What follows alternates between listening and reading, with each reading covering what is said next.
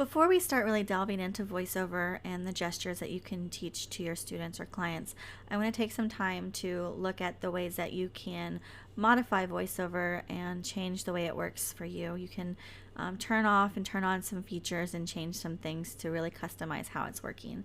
So you can find the accessibility features in your settings app under General, which is at the bottom of the screen when you first turn on these or open the settings app. Or if you're like me and you don't want to go through all those different options, you can pull down at the top of the screen and a search bar will come up and you can type in whatever you're looking for.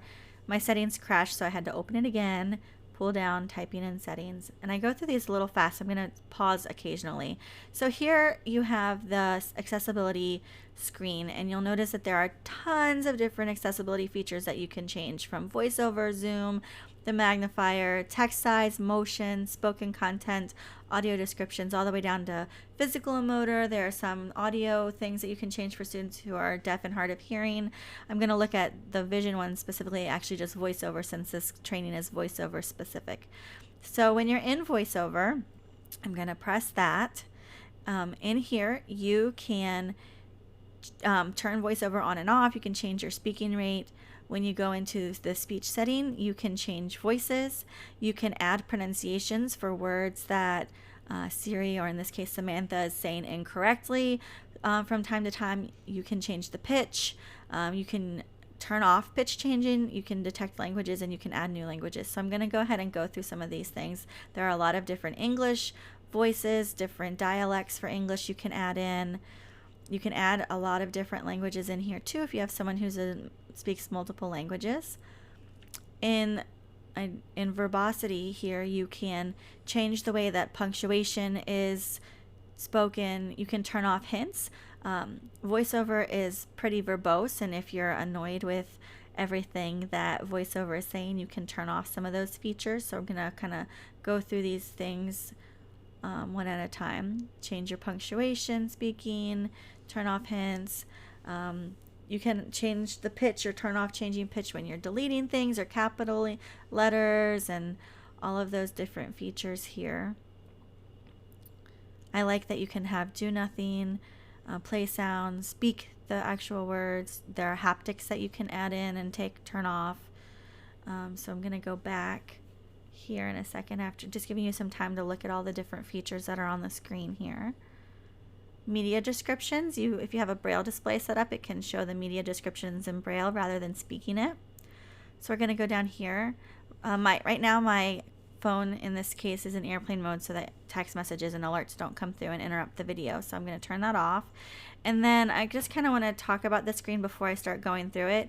You can change the output of the Braille on a refreshable Braille display that you're connecting, and you can choose something like a Braille note and put that in Braille display mode and connect it to an iPad or an iPhone, so it can output in contracted and input in uncontracted or in 8-dot Braille. And the way that you're typing from that refreshable Braille display can go in a variety of ways too.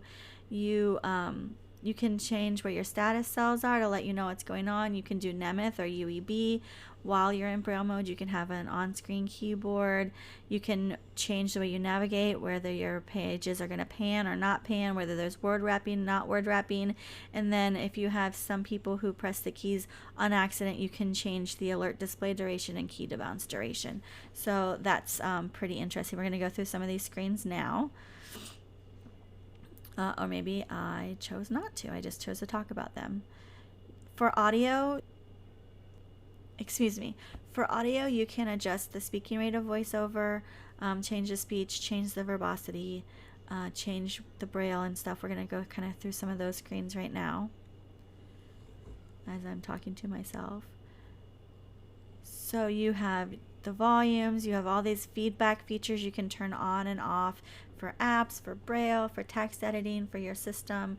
I know one complaint from a lot of VoiceOver users who are extremely adept is that VoiceOver is a lot more verbose than TalkBack, which is available on Android systems.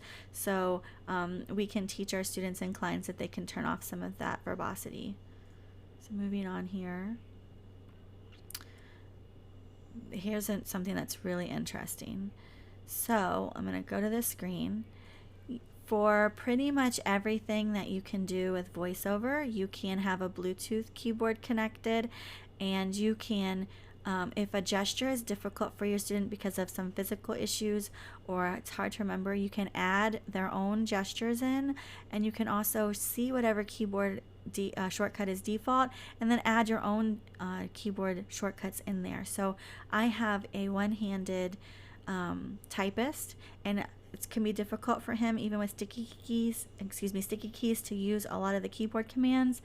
He also has some intellectual disability, so remembering lots of keys at one time can be difficult. So we're in the process of figuring out if we want to add in unique keyboard shortcuts just for him to use. So those are available for pretty much everything that you can do inside of VoiceOver, and we're going to look at a few more of those.